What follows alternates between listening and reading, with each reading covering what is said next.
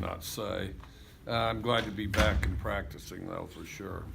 Are you getting adjusted to kind of this early signing period and kind of going back and forth between here and wherever you're recruiting and getting adjusted to kind of the new rules? Well, we're excited about a bunch of the guys that it looks like we're going to have sign. As far as whether the rules ideal, I haven't sorted that just yet, but I'm looking forward to signing day, and also in particular looking forward to our recruiting weekend, and then getting some good practices in. How does it change what you guys do after the bowl game recruiting wise? Is it looking forward more to next year, or are you still trying to lock in as many guys for this class?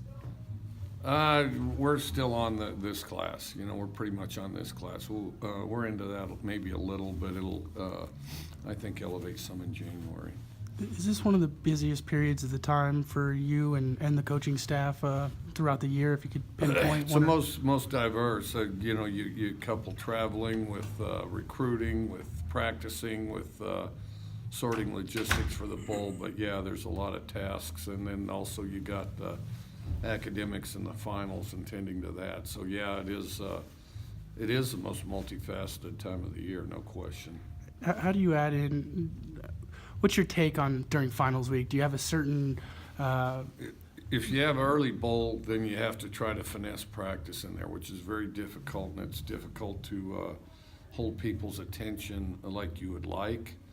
The better way is to just give them finals week off, which we did, and then this has kind of developed, this practice after finals week annually is developed into kind of a mini March Madness, I guess. Or midnight where they do the thing in the middle of the night. And so we've been doing this after finals, and always had pretty good energy this practice, which we did today. Kind of the theme that the last few years during bowl season has been players kind of NFL-bound players, seniors, skipping bowl games if it's kind of a lesser bowl game. Roy Sherman from Oregon today decided to do that.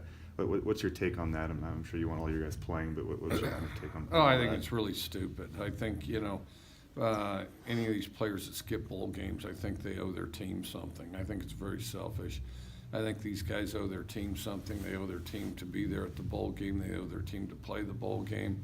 And, they act like they might get injured. You might always get injured, okay? And this notion that you might get injured, somebody thinks they're going to have a long extended NFL career, but they can't play a bowl game, so they're going to go play in the NFL, and yet they can't play a bowl game. I mean, that makes no sense to me. It's not logical, and I think it's selfish at every level.